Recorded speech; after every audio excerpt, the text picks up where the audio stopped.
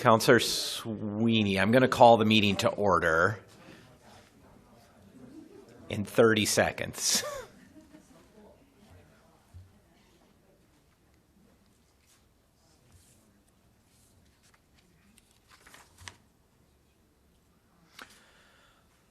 Okay, it is 6:31 p.m., so I will call the Tuesday, October 21st meeting of the Superior Common Council to order. Please rise for the Pledge of Allegiance. I pledge allegiance to the flag of the United States of America and to the republic for which it stands, one nation, under God, indivisible, with liberty and justice for all. Will the clerk please call the roll? Councillor Ledeen, I think is absent at this point. Councillor Anderson. Here. Vice President Moffett. Here. Councillor Sweeney. Here. Councillor Fennessy. Here.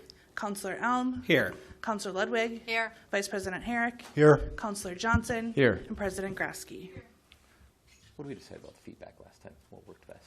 I turned yours down a little bit. Okay. There's not We'll just do the dance. Okay, take it away. Item 3.1 is the public hearing on the approval of a resolution to vacate and discontinue all that part of Baxter Avenue as dedicated on Peyton and Clough, second edition to West Superior.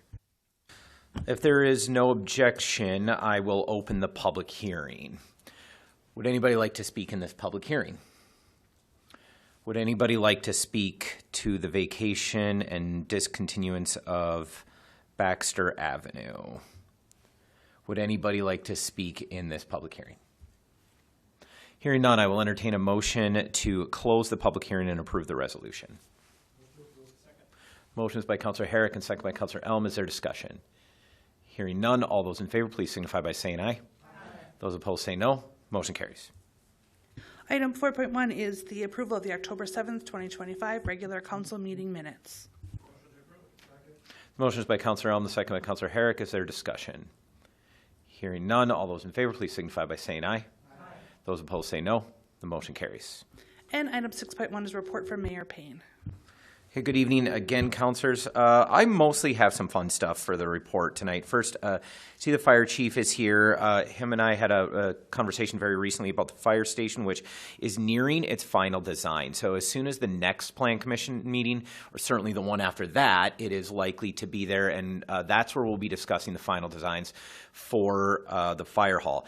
Now, I only bring that up because there are still some significant policy choices that we can make in that design. We'll discuss those at plan commission. It has to do with how we will use the space and what non-fire related services might go in a fire hall. It's still a city-owned building, so we can adapt that building to multiple uses. So while it goes to Plan Commission for design, it's broader design within the neighborhood, we will be focusing all of our conversations about the functionality of that building at that meeting as well. So if you're interested in it, I would invite you, keep an eye on the Plan Commission agendas. And then the only other thing I wanted to bring up right now is I've been having a lot of fun the last few years trying to call ourselves the Halloween capital of Wisconsin or the upper Midwest. And the city just does it so well. And by that, I mean the actual neighborhoods. And they're really dwarfing the Christmas decorations at this point. So I would strongly encourage you to attend the many spooktacular events this coming weekend, the most significant of which is the Superior Nightmare 5K in the morning that's hosted by the Grandma's Marathon organization. We have a full parade starting at 12:30. And then on Halloween itself, October 31st, that night, we will continue our brand new tradition of closing Hammond Avenue between Belknap and 28th Street. The southern section will be open, but we'll close it to traffic so the kids can have fun. And again, if you have not seen that, what that looks like, go visit it. Just go walk down those streets. It's going to be a pretty cool sight. Then walk down Tower Avenue. That might be pretty scary on Friday night, too. That is my report.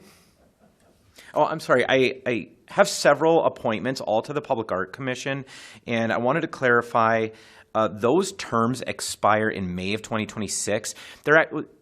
All of these members, their terms are expiring right now, and we're getting them back on the cycle of all of the other committee appointments at reorganization. So that's why we are expiring why we're doing it now and expiring the terms in May, not 2 years from now, which I think if we all agree to that, that's perfectly legitimate. That's item 6.2, to the Public Arts Commission to reappoint Heidi Blunt for a term expiring May 2026. Do you want them all together? Please. Reappointing Lindsay Gresky, reappointing Paul Robinson, reappointing Carolyn Nelson Kavayets, and reappointing Molly Gilbertson for terms expiring in May 2026. Is there a motion to confirm all of the appointments? Second. The motion is by Councilor Johnson, the second by Councilor Ludwig. Discussion, questions, or any divisions? Hearing none. All those in favor of confirming all of the appointees, please signify by saying aye. Aye. Those opposed say no. The motion carries. Thank you, councilors. Item 7.2 is the business of the Public Works Committee with a meeting held on October 2nd. Is there a report from the chair? Do we have the chair here? Is there any report? Hearing none. We only have one item of business, which I'll ask the clerk to read. That is to approve an agreement with Wisconsin Department of Transportation for payment of the design related to Phase 2 of the Blotnick Bridge Sanitary Sewer Relocation Project. Motion approved. The motion is by Councilor Ludwig, second by Councilor Moffitt. If there's discussion, Director Janigo or I can handle any questions. Hearing none. All those in favor, please signify by saying aye. Aye. Those opposed say no. The motion carries. Item 7.5, the Public Safety Committee had meetings held on September 16th and September 18th and October 16th. Is there a report from the chair? Yes, I'm going to start with October 16th. We had that meeting for public safety. We heard updates from fire and police, as we usually do, but we took action on two items. The fire department had their update and reported that there were 3,400 calls so far this year, keeping in pace with recent years. Crews have been visiting schools throughout October for Fire Prevention Month, and their new records and operations software is now fully live. They continue advanced live fire and industrial training with Enbridge and Lake Superior College. And the progress on the new Station 2, like Mayor said, remains steady and on budget. The department has also installed new AED kiosks at Parker's Island and Loon's Foot Landing for public use. Police Chief Winterscheid shared that 3 new hires are going to begin academy training in January and announced a $5,000 Synovus grant to fund paid internships for local students. Call volumes are up slightly, about 4%, but the city has seen major decreases in shoplifting, burglaries, and vehicle thefts, while proactive traffic enforcement remains strong. The committee voted to prohibit waterfowl hunting and firearm discharge near Grassy Point for safety reasons, as that area continues to see more development. And we also formally accepted that Synovus community grant. However, the Grassy Point ordinance will not come on the meeting tonight, but it will be at the next meeting due to timing. The September 18th meeting, I've already given a report, so this is simply some housekeeping. Each item was approved back at the September 18th meeting, but due to a technical error, it didn't make it into the previous council agenda. The chief and I, unfortunately, did not catch it in time, so it's being brought forward now for formal approval. So there's nothing new to report from that. It's just the material's unchanged, but as you'll see before, here's all the recommendations from both the September 18th and October 16th meetings. Okay, we'll have to take the ordinances individually, so we'll do those, and then I'll check your pleasure on the balance of the recommendations. The first is to approve an ordinance amending City Code Chapter 112, Traffic Code Parking, Schedule D, Section 1, no parking on even side of street, to add 53rd Avenue East at East First Street to the alley. The motion is by Councilor Elm, second by Councilor Anderson. Is there discussion? Hearing none, all those in favor, please signify by saying aye. Aye. Those opposed say no. The motion carries. The second is to approve an ordinance amending City Code Chapter 112, Traffic Code, Article 7, Parking, Schedule A, Stops, Section 3, 1 and 2-way stops to remove Ogden Avenue and 18th Street as a 2-way stop. Motion is by Councilor Elm, second by Councilor Johnson. Is there discussion? Hearing none, all those in favor, please signify by saying aye. Aye. Those opposed say no. The motion carries. And the third is to approve an ordinance amending City Code Chapter 112, Traffic Code, Article 7, Parking, Schedule A, Stops, Section 2, 3-way stops to add North 18th Street at Ogden Avenue. Motion is by Councilor Elm, second by Councilor Johnson. Is there discussion? Hearing none, all those in favor, please signify by saying aye. Aye. Those opposed say no. The motion carries. Councilor Elm, is it your intention to move the approval of the remaining 4 items? Yes. That motion. Okay, we'll have to take the ordinances individually, so we'll do those, and then I'll check your pleasure on the balance of the recommendations. Is there a second to that motion? Second is by Councilor Johnson to approve the remaining 4 recommendations of the Public Safety Committee. Is there discussion, questions, or division on any of those? Hearing none, all those in favor of approving all 4 recommendations, please signify by saying aye. Aye. Those opposed say no. The motion carries. All right, item 8.1.1 is the business of the Redevelopment Authority, which had a meeting on October 16th. Is there a report from the chair? I don't have a report. Councilor Herrick, the chair is not here. Councilor Herrick, anything you want to describe? Yeah, what we're looking at here is to basically sell some parcels to WisDOT for the Blotnick Bridge construction. It's not very much as far as area, but it's enough that they need to complete the project. Everything was basically sounds good as far as what the value is and what we're going to be getting for the property. And so that's where we're at. Do you mind moving that for approval, Councilor? Oh, yeah. So at this point, I approve this project. Is there a second to the motion? The motion by Councilor Herrick, second by Councilor Graski to approve the resolution from the Redevelopment Authority. Is there discussion? Hearing none, all those in favor, please signify by saying aye. Aye. Those opposed say no. The motion carries. Item 8.1.2 is the business of the Plan Commission with a meeting held on October 14th. Is there a report from the chair? Councilor Fennessy, do you have a report for this meeting?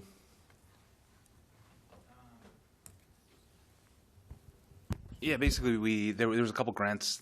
You'll see them in the agenda that we approved. A couple small business grants, and then really the only other things we had a discussion on the small business grant program, how to maybe refine it. We've got it's getting healthy, the balance in there, and so we just kind of talked through some different ideas, ways to maybe promote it more, ways to pivot a little bit, and use some of the excess funds for like a particular project. But yeah. And is it your intention to recommend all 3 items? Yeah. The motion is by Councilor Fennessy to approve all 3 recommendations of the Plan Commission. Is there a second? Second. The second is by Councilor Graski. Councilor Sweeney, please. I just have one question. When somebody applies for this grant and receives it, let's say in this year, is there what is the waiting time, if there is one? For applying for the grant? For another grant? 3 years. 3 years? Yes. Okay. Is that the same, maybe it doesn't include, is that the same for nonprofits? No, we don't have any strict guidelines for almost any other grant. Well, that's not true. Many of the independent boards and commissions, public art, tourism, they develop their own guidelines, much the same way Plan Commission has. That's also true of the Parks and Recreation grants. There tends to be some process. This is strictly described. We passed a whole policy around it because it was a very productive grant. It still is a very productive grant, and so we wanted to make sure it wasn't depleted by just a couple of applicants. The nonprofits have always been, and we can talk about this a bit more at the budget as well, the nonprofits have not been a consistent grant fund, whereas the small business grants always have money. We can issue grants every single quarter. The nonprofit grants, we only give them out when we have money, and so we've done it a little bit different each time. If you were suggesting we should have some process, I would certainly support that, but this is much more rigorous than nonprofits.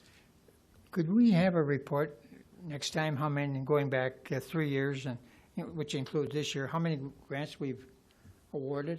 That report exists. I think if our full planning staff were here, they could probably, or Jason would probably do a pretty good job on his own, but we can get you a full report, yes. That's fine. Thank you. Any further questions on any of these items? Question then is on the approval of all 3 recommendations of the Plan Commission.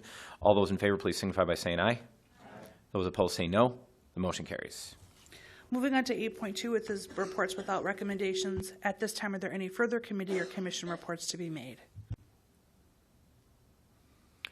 Hearing none, we will move on to old business, which is just the approval of the 2026 budget. So councilors, a reminder, this was not moved for approval last time, so it does now need a motion for approval to begin conversation. What I would recommend is let's put it on the floor. So give it a motion and second. We can start conversations. You can certainly adopt this budget tonight. There's nothing preventing that. However, I would remind you that the public hearing is actually at our next meeting.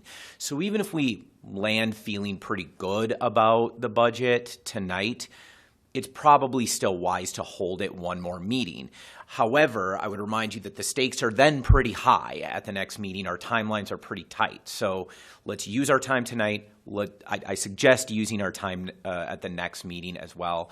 But then we would need to get to a final document by the end of the next meeting. So with that, I would ask for a motion and a second to adopt the 2026 budget as presented at the previous meeting.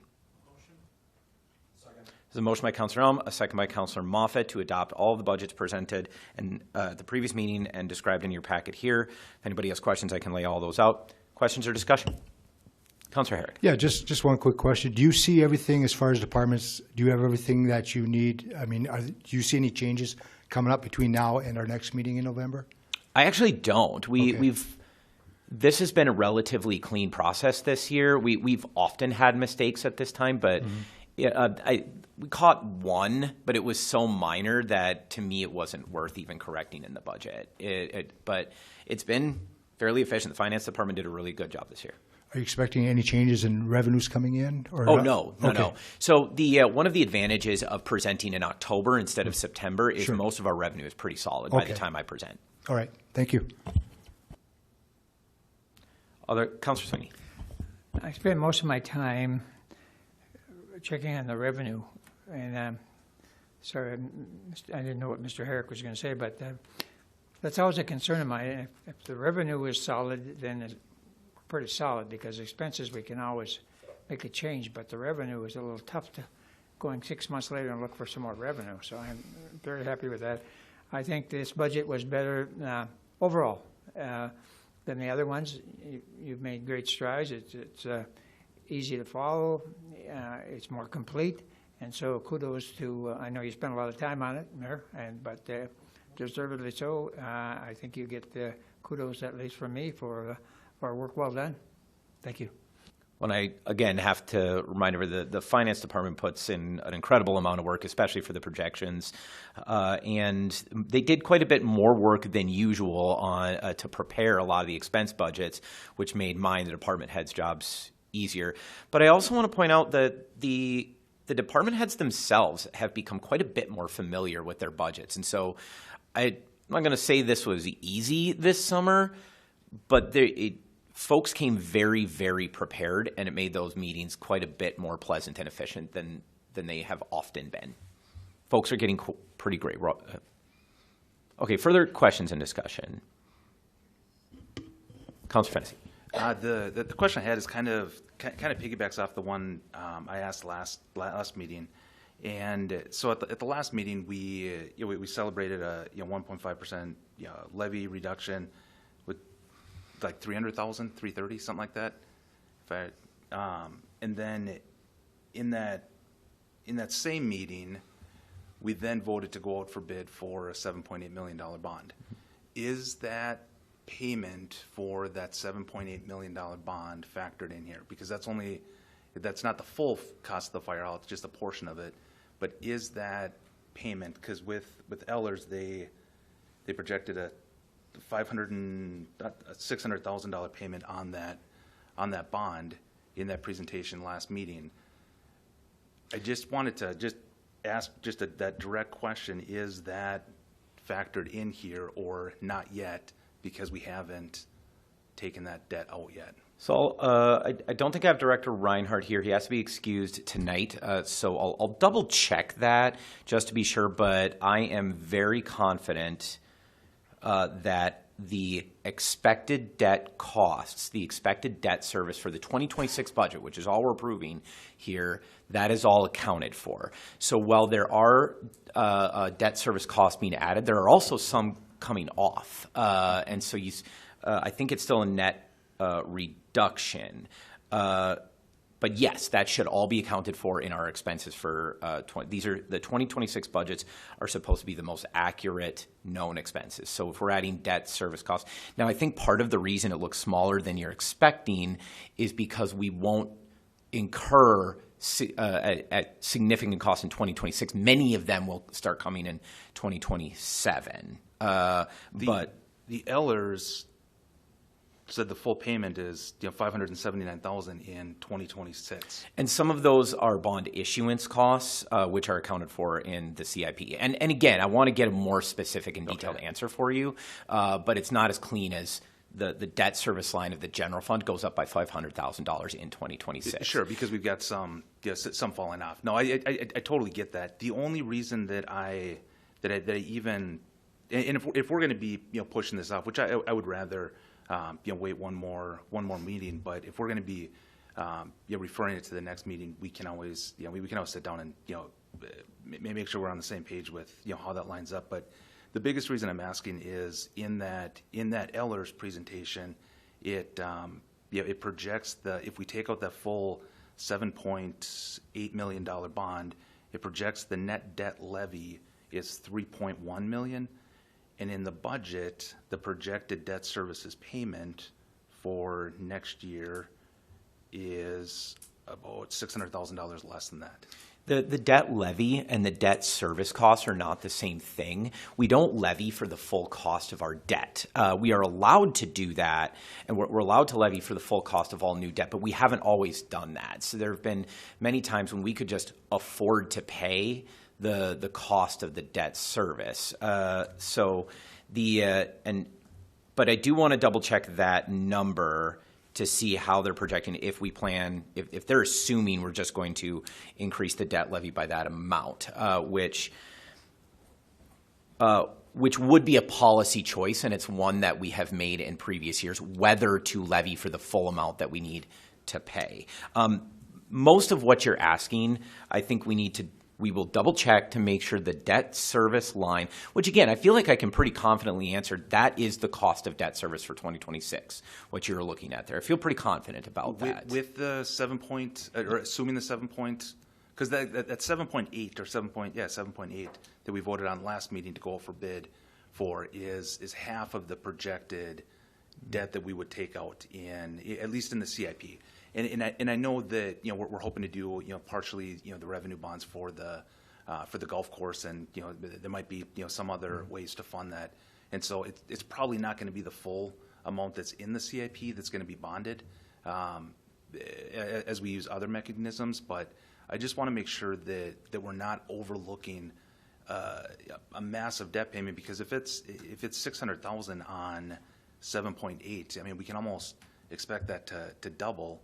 And so I want to make sure that that's at least factored in, because we know we're going to at least take out probably 10 for the fire hall? Total 10, but not all in 1 year. Well, some of it this year, Right. which would be the payments would be due next year, which and that's what I want to make sure is factored in. And I can't swear that that's true, that it all comes in next. I know Ellers said that, but there is I'm not recalling the full conversation I had with the finance director about how those debt payments were scheduled. We did talk about it. I'm just struggling to remember exactly where that landed. The reason I feel so confident is because it's not like this debt was unknown when we prepared the budget. Right. It was in the budgets. So if it's missing from the expense column, then you're right. That would be a mistake that we would have to correct and adapt to. I just don't believe that it is a mistake. Yeah. If we're going to be referring this tonight, then I can always just schedule a meeting with Director Reinhardt and get this get this figured out, just to make sure that I'm understanding it correctly. Thank you. Further discussion? Hearing none, I would I would recommend a motion to postpone. The motion is by Councillor Fennessy, second by Councillor Herrick, to postpone until the next meeting. Is there discussion on the motion to postpone or further discussion on the budget? Hearing none, all those in favor, please signify by saying aye. Those opposed say no. Motion carries. Item 10.1 is the approval of miscellaneous licenses pending departmental approvals. Motion is by Councillor Herrick, second by Councillor Grasky. Is there discussion? Hearing none, all those in favor, please signify by saying aye. Those opposed say no. Motion carries. We appear to have no business by the public. And I'm sorry, Councillor Johnson. If I can figure my microphone out. I just wanted to say thanks to the local firefighter union 74 for inviting us out to the fire ops yesterday. It was a great learning experience. Really cool to see them in those folks in action, responding to the emergencies and learning a little bit more what it's like to quite literally be in their shoes while we were watching things burn and then come in and do rescue. So just wanted to extend my thanks to them for a great experience yesterday. Any further business on behalf of the public or the council? Hearing none, we have no further business and we are adjourned. Thank you, councillors.